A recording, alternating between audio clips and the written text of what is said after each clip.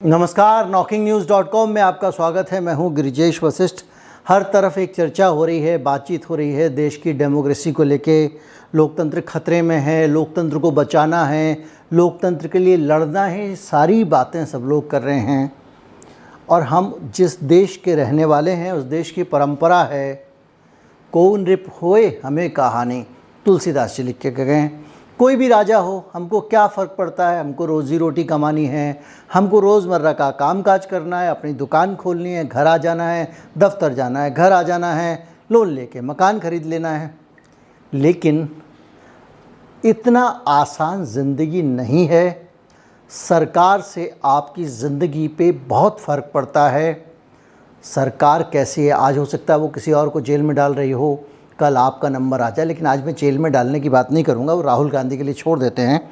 वो उस मुद्दे को उठा रहे हैं और किसी दिन आएगा तो लोकतंत्र भी डिस्कस करेंगे, किसी दिन मौका आएगा तो हम इस देश की न्याय व्यवस्था भी डिस्कस करेंगे, इस देश की सारी चीज़ें डिस्कस करेंगे। लेकिन आज हम बात कर रहे हैं देश के माली हालात की। मैंने आपको बताया था कि आर्थिक मसले पे जो बात हो वो सबसे ज़्यादा आपके काम की है, क्योंकि वो सीधे आम आदमी के जीवन को प्रभावित करती है।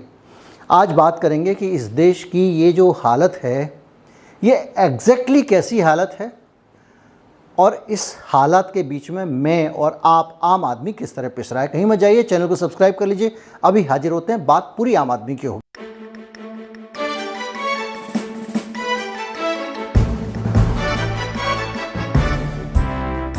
आप आम आदमी हैं, मैं आम आदमी हूं। और आम आदमी क्या करता है? आम आदमी अपने जीवन यापन के लिए नौकरी करता है, जाहिर बात है। और जब आप नौकरी करने जाते हैं तो उसके लिए ज़रूरी है कि नौकरी आपको मिले। आपके हाथ में इतना तो है कि आप खूब मेहनत से पढ़ाई कर लें, खूब मेहनत कर लें, काम सीख लें, लेकिन नौकरी पाना आपके हाथ में नहीं है और नौकरी बचाना भी आपके हाथ में नहीं है। तो आज बातचीत करेंगे शुरू नौकरी से, बाद में बाकी मुद्दों पे आएंगे। देश भर में आईआईटी के टीचर्स की 4600 पोस्ट खाली पड़ी हैं। आईआईटी देश की टेक की जो टॉप की संस्था है, जो इस देश में इंजीनियर पैदा करती है, जिन इंजीनियरों के कारण दुनिया भर में आपकी धूम है और जिसके कारण दुनिया भर की विदेशी मुद्रा आपके पास आती है और बहुत सारा टेक्नोलॉजी का एक्सपोर्ट आप करते हैं। उन आईआईटी में 4600 पोस्ट खाली पड़ी हैं। जो डाटा है कार्मिक मंत्रालय का, यानी पर्सनल मिनिस्ट्री का, वो आपको बताता है कि पूरे देश में जो केंद्रीय मंत्रालय हैं, केंद्र सरकार की जो नौकरियां हैं, उसमें 9,79,000 नौकरियां खाली हैं। ये अलग अलग मंत्रालयों के अधीन जो खाली हैं, 9,79,000।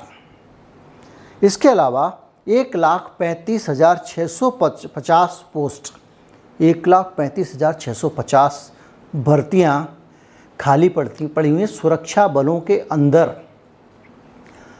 अग्निवीर लेके आ रहे हैं ना, वो उसका 1/4 भी नहीं है। 1,35,650 इस देश में सुरक्षा बलों के लोग कम हैं। ये सरकार राष्ट्रीय सुरक्षा की बात करती है, 56 इंच की बात करती है और आ गया ये बहुत सारा आंकड़ा। इसके अलावा 15 राज्यों में 5,60,000 टीचर्स की जगह खाली पड़ी हुई हैं। और ये सब इसलिए हुआ है क्योंकि सरकार पैसे देना नहीं चाहती है, हर जगह से पैसे बचा रही है। वो बुरी हालत खजाने की है, इसलिए सरकार ये भर्तियां नहीं कर रही है। इसमें बिहार में 1,87,000 पद खाली हैं बिहार में टीचर्स के, खाली टीचर्स के। और यूपी में 1,26,000, ये दो टॉप के राज्य हैं, पद टीचर के खाली हैं। झारखंड में 74,000 हैं, बंगाल में 54,900 हैं, आंध्र प्रदेश में 39,000 हैं, कर्नाटक में 23,881 हैं। इसके अलावा गुजरात में भी 20,000 भर्तियां हैं खाली टीचर्स की। अब आप एक तरफ से देखिए, जो आपके बच्चों को पढ़ाने वाले टीचर हैं, स्कूल के teacher, primary teacher, elementary teacher, उनकी भी जगह खाली। और जो टॉप इंस्टीट्यूशन है आईआईटी, उसकी भी जगह खाली है। शिक्षा विक्षा भूल जाओ। कपड़े देखो, काले हैं कि लाल हैं, शगुन है कि अपशगुन है, विरोध है कि समर्थन है।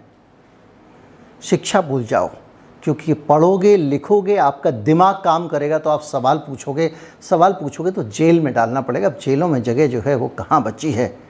फिर भी अब आप इसके विपरीत, जब सरकार खर्चा नहीं कर रही है, सब जगह से खर्चा बचा रही है, तो आपको लग रहा होगा वो भी हो सकता है भाई सरकार के पास में पैसे नहीं आ रहे होंगे इसलिए बचा रही है। तो आपको तस्वीर का एक और पहलू दिखाता हूँ। हमारे पास में सरकारी बैंकों का जो आंकड़ा है वो कह रहा है 50,000 कर्मचारी सरकारी बैंकों में घट गए हैं, यानी उनको नौकरियां ख़त्म कर दी गई हैं। कोई रिटायर हो गया तो नहीं रखा, किसी को नौकरी से निकाल दिया, कहीं कुछ कर दिया। उत्तर प्रदेश में एफिशिएंट ना होने के आधार पर कई बड़ी संख्या में लोगों को, पुलिस वालों को निकालने की बात हो रही है। 50 साल के बाद सबकी काबिलियत का टेस्ट होगा, कौन कितना काबिल है, उसके बाद जाहिर बात है उसमें कुछ तो निकलेंगे ही। छटनी का एक और तरीका है। और प्राइवेट बैंकों में 1.25 लाख लोग ज़्यादा भर्ती हो गए हैं। अब ये आपको स्थिति बताई रोज़गार की एक छोटी सी तस्वीर, शिक्षा की एक छोटी सी तस्वीर, इसके अलावा बाकी चीज़ें जो आप हैं वो देख रहे हैं। इसके बाद में आगे आता हूँ, टैक्स का हाल, किस तरह से सरकार टैक्स की मार में लोगों को लपेटती जा रही है, किस तरह से महंगाई बढ़ती जा रही है। अगर आप देखेंगे तो सीएनजी के दाम बढ़ गए हैं, 6 रुपये किलो सीएनजी के दाम बढ़ गए हैं। इसके अलावा पीएनजी की एक यूनिट 4 रुपये बढ़ गई। जो घर में आप रसोई में खाना बनाते, जिनके आप पाइप गैस आती है बड़े शहरों में, ये उनका हाल है। और जो रेट मैं बता रहा हूँ ये मुंबई के हैं। इसके अलावा आरबीआई ने फिर से 8 आना भर यानी आधा प्रतिशत ब्याज दर बढ़ा दी है। ब्याज दर नहीं बढ़ाई है, रेपो रेट बढ़ाया है। रेपो रेट क्या होता है? वो ब्याज जो आरबीआई बैंकों से पैसा लेने पे उनसे वसूलती है। एक रिवर्स रेपो रेट भी होता है कि बैंकों के पास एक्स्ट्रा पैसे हों तो आरबीआई के पास रख दें, तो आरबीआई किस दाम पे ब्याज देती है उसका वो होता है रिवर्स रेपो रेट, लेकिन उसको नहीं छुआ है तो इतना ब्याज देना पड़ेगा। अब ब्याज बढ़ने से आपकी ईएमआई बढ़ गई है, होम लोन की ईएमआई बढ़ गई, कार की ईएमआई बढ़ गई, जो भी आप किस्तों पे लेते हैं, टीवी, फ्रिज, मोबाइल। लेकिन आपको पता है कि ये जो पैसा आप ले रहे हैं किस्तों पे और जो ब्याज ज़्यादा दे रहे हैं, आपके दिमाग में नहीं होगा कि होम लोन के ये ब्याज बढ़ गया है, ये पैसा सरकार के पास जा रहा है। आपको अंदाज़ा है इस चीज़ का? ये जो आधा प्रतिशत आरबीआई ने रेपो रेट बढ़ाया है, ये पैसा आरबीआई के पास ही जाएगा ना। और आरबीआई के खजाने का पैसा सरकार समय समय पर लेती रहती है, ले चुकी है। और कोई दाएं बाएं करता है तो उर्जित पटेल हो जाता है, हम सब जानते हैं।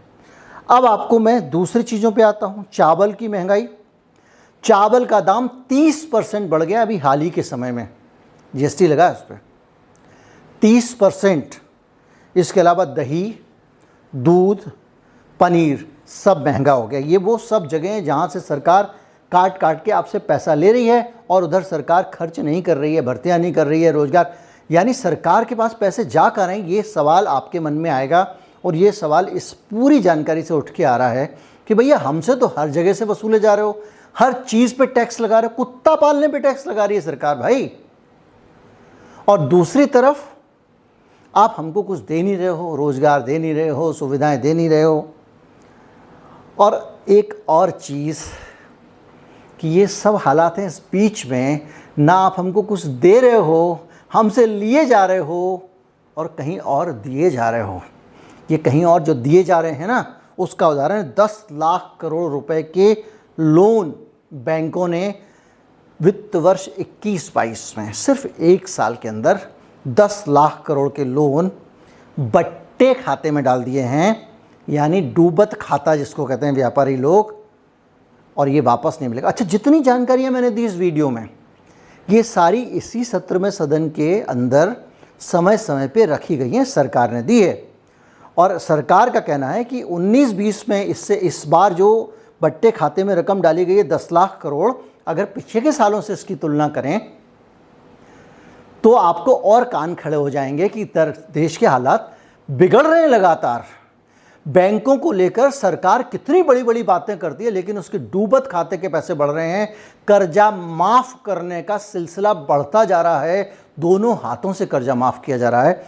जब 19-20 में 2,34,170 करोड़ रुपए आपने बट्टा खाते में डाले थे 2,34,000 और इस बार डाले हैं आपने 10 लाख, यानी 4 गुने से भी ज़्यादा पैसा इस साल आपने बट्टे खाते में डाल दिया।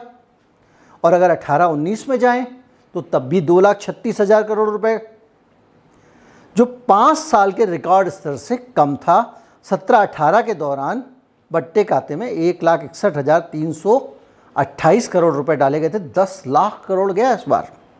जब भारत की ऐसी आर्थिक दशा का आप हाल सुनते हैं तो आपके दिमाग में ये ज़रूर आता होगा कि क्या भारत ने पहले भी ऐसे दिन देखे हैं? जी हाँ, पहले ऐसे दिन देखे हैं। वो रिफॉर्म्स क्या थे, किस तरह से सरकार ने मैनेज किया था, इसको लेके एक ऑडियो बुक है कुकू एफएम पे, और उस ऑडियो बुक के ज़रिए आप जान सकते हैं कि आर्थिक स्थिति के मैनेजमेंट में सरकारें क्या क्या करती हैं। अगर आप कुकू एफएम की उस ऑडियो बुक का आनंद लेना चाहते हैं, उसको सुन के जानना चाहते हैं कि उस वक़्त क्या हुआ था, तो उसके साथ साथ आपको 4,000 ऑडियो बुक्स, 4,000 ऑडियो साहित्य मुफ्त मिलने वाला है। और वो भी 399 की जो मेंबरशिप होती है उसके आधे दाम में, यानी 199 रुपये में। करना आपको ये होगा कि एक लिंक है डिस्क्रिप्शन में, उसे क्लिक करके आपको सब्सक्रिप्शन लेना पड़ेगा। इसके अलावा एक कोड है, कूपन कोड KN50, वो भी आपको डालना पड़ेगा।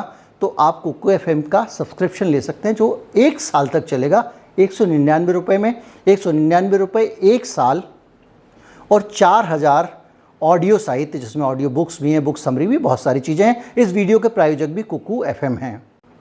620 अरब डॉलर का भारत के ऊपर विदेशी कर्जा है। देखिए, एक तरफ आप एजुकेशन के लिए पैसे नहीं हैं आपके पास, मास्टर नहीं रख पा रहे हो, सुरक्षा के लिए पैसे नहीं, आप सैनिक नहीं रख पा रहे हो, हर तरह का टैक्स आप लगा रहे हो, सारे टैक्स आपने बढ़ा दिए, सारे टैक्स आपने लगा दिए, खाने पीने उठने बैठने पे टैक्स लगा दिया आपने। और उसके बाद अब आप देखिए कि भारत के ऊपर 620, ये भी इसी सदन में जानकारी दी गई है, अरब डॉलर का विदेशी कर्ज है। संसद के समाचार ध्यान से सुनने चाहिए, बहस देखनी चाहिए, बहुत जानकारी मिलती है। 620 अरब डॉलर का विदेशी कर्ज है भारत के ऊपर, और सरकार कह रही है नहीं, ये कोई ज़्यादा थोड़ी है। 620 अरब डॉलर में जो कर्ज का सिर्फ 21% है हमारे पास, हमारा ये, यानी जो टोटल लोन है सरकार के ऊपर उसका 21% है 620 अरब डॉलर, यानी इसका 5 गुना सरकार के ऊपर कर्ज हो गया, इसका 4 गुना डोमेस्टिक घरेलू कर्ज हो गया, बैंकों का कर्जा हो गया, या सरकार जो बॉन्ड जारी करती है उसका कर्जा, या जो दूसरा बहुत सारा कर्जा हो गया। अब इतना कर्ज सरकार ने अपने सिर पे ले रखा है। इसमें बहुत सारा छोटी अवधि का कर्ज भी है। मैंने एक वीडियो बनाया था, इसमें बाकायदा डाटा बताया था कि अगले साल से 2023 से सरकार को मोटी रकम ब्याज के तौर पे चुकानी होगी। और अब ये पैसा आएगा कहाँ से? सबसे बड़ा सवाल तो ये कि पैसा गया कहाँ। जितनी स्कीमें हैं, चाहे आप निर्भया योजना मान लो, चाहे आप हाईवे बनाने वाली योजना मान लो, हर स्कीम पीछे चल रही है। ये भी मैंने आपको बताया था, हर स्कीम अपने तय समय से पीछे चल रही है, टारगेट से पीछे चल रही है। आधा काम हुआ है, काम हुआ ही नहीं है, और उसके बावजूद इतनी किल्लत। फिर वही सवाल, पैसा गया कहाँ?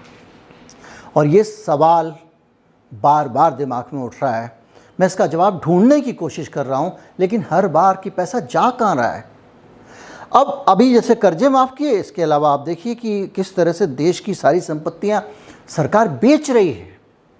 मतलब वहाँ से भी पैसा उगाया जा रहा है। और ये सारा पैसा जो है, ये आप देखिए कि 26,700 किलोमीटर नेशनल हाईवे, जिसकी कीमत 1,60,000 करोड़ रुपए है, वो सरकार ने बेच दिया है या बेच रही है। 42,300 पावर ट्रांसमिशन जो पाइपलाइन है, इसके अलावा गेल की, वो सब बेचा जा रहा है। पेट्रोलियम पाइपलाइन 4,000 किलोमीटर की बेची जा रही हैं। 2,86,000 केबल कनेक्टिविटी बेच दी गई है।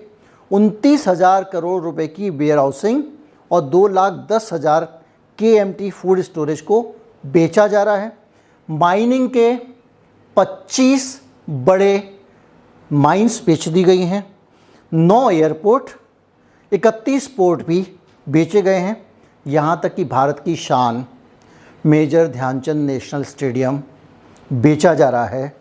इन्हें बनाने में 70 साल लगे थे। ये सब बेचा जा रहा है।